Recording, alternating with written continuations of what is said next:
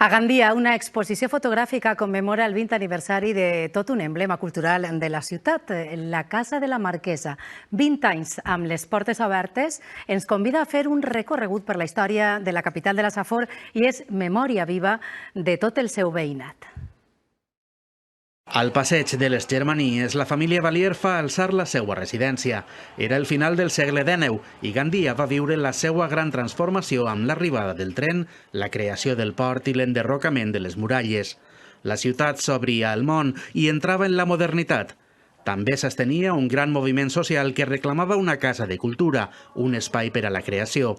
Ixe veïnat reivindicatiu té el seu homenatge a l'exposició. Va ser molta la gent que reivindicava des de la transició una casa de la cultura a Gandia i que també estan homenatjats en aquesta exposició i, per altra banda, les autoritats que ho van fer possible. I arriba la donació. Als anys 80 la família cedeix la casa a la Fundació Bancaixa i després passa a mans de l'Ajuntament. Enguany fa 20 anys que la Casa de la Marquesa es va inaugurar com a Casa de la Cultura. S'ha conservat alguna estança i mobiliari dels antics propietaris. N'hi ha molts quadres, n'hi ha mobiliari, està el que era l'antic menjador, que ara s'utilitza com a sales de reunions i sales de recepcions oficials, quan ve alguna autoritat.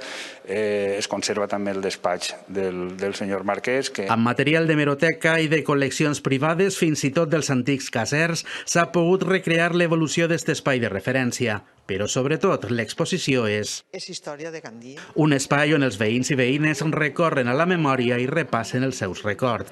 Perquè ho recorde jo, quan passàvem per ací, en ma tia i ma mare, ens paràvem a veure-ho. L'exposició es podrà visitar fins al 10 de gener.